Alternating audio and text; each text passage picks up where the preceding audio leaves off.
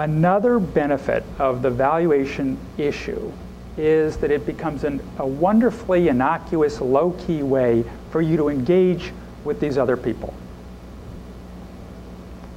I'll give you an example. CPAs, for example. You're saying, Brett, what are you talking about? How could I, an insurance person, how could I be using valuations as a way to build relationships with CPAs? Well, it turns out that you got to understand what's going on with CPAs. I won't talk about the others because of the shortness of time, but I want to give you just a flavor of how you can use valuations as a way to expand your referral network. CPAs can be lumped into two categories. Those who have a valuation capability within their firm and those who don't. And those who don't tend to be in smaller firms with 3 or 4 partners or fewer. You know, if you're a member of the AICPA, there was a very important standard that came out and became effective January 1st of last year called the Statement on Standards for Valuation Services. And that's a mouthful, but in a nutshell, what it says is that effective January 1st of last year, if you're a member of the AICPA, whereas in days of yore, if a client asked you for a valuation and you weren't particularly trained in it, you could still give them a back of the envelope valuation, no problem.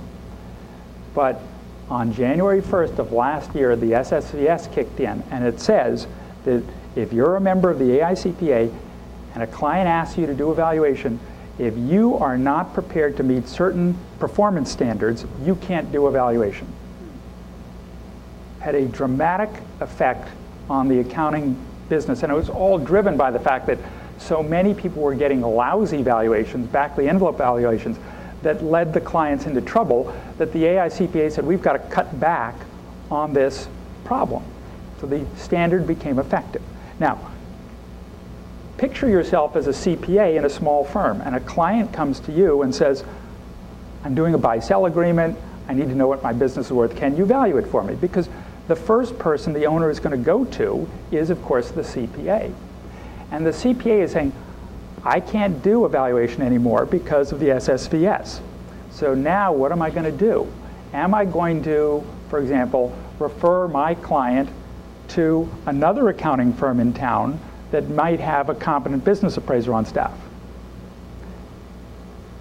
If the CPA were to do that, what is the CPA worried would happen? He will absolutely lose that client. Refer him to a larger firm that offers more service. That's the last thing the CPA wants to do.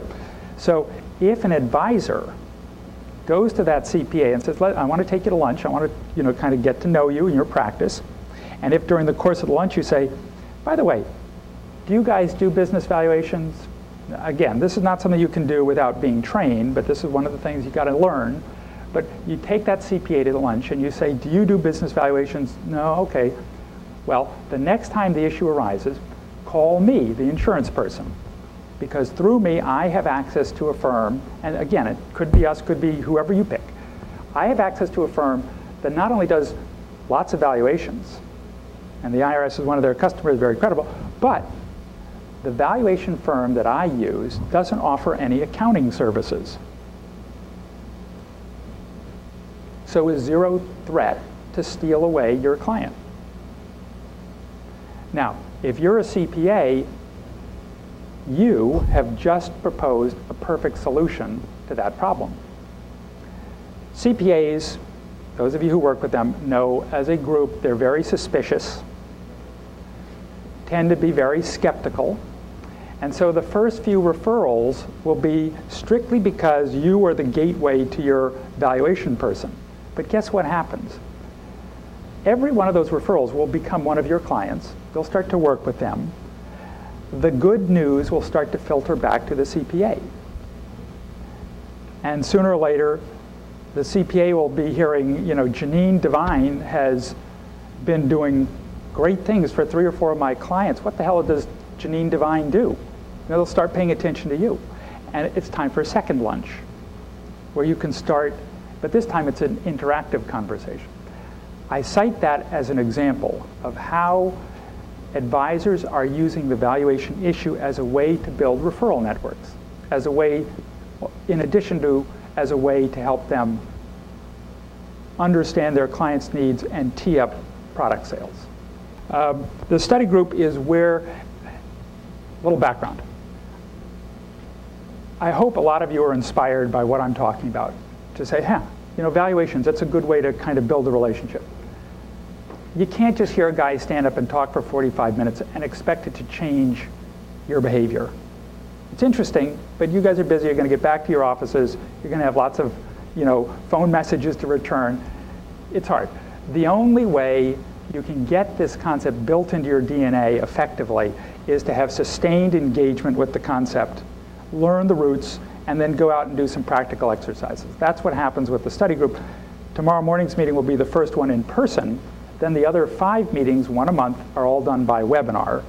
But by the end of that period of time, you're going to have various tangible benefits. You're going to have 4 more new cases, large advanced cases. You're going to have at least 1 CPA referring owners to you. And more importantly, you will now know how to get other CPAs to be referring business owners to you. You'll have 1 attorney doing likewise, 1 P&C agent doing likewise. And for those of you who are not worried about public speaking, a lot of people like doing public speaking. Other people are scared to death of it. But if you like public speaking, this will also teach you how to get invited to speak to your Rotary group, your Chamber of Commerce, on valuation issues. So, just to sum up, here's what we talked about. When you go, anybody here ever belong to Toastmasters? Toastmasters, and the rules of public speaking are: you tell them what you're going to tell them, then you tell them, and then you tell them what you told them. So now we're at the tell them what you told them phase. Come on, that's funny. Maybe it's not so funny. Okay, so here's what we covered today. Number 1, business owners make great clients. You saw the charts. That's where the money is. And they need your help in a lot of different ways, but among other things in this whole valuation issue, because nobody's talking to them about it. If you stop thinking about using valuations reactively, I know you all recommend getting a valuation at certain points, like a death or a funding buy-sell agreement. But if you start thinking about it as a conversation starter, you're going to be more successful. And you're going to be building more referral networks. And number 3, if you've been inspired by this, I'm telling you, it'd be great if you go out and just apply the concepts now, but we know human nature. You're going to get back to your desk. You've heard a lot of great ideas. You're going to hear even more great ideas. If you want to really get this embedded in your DNA, talk to Matt afterwards and join the study group. And are there any final questions? We have another 5 minutes. Questions?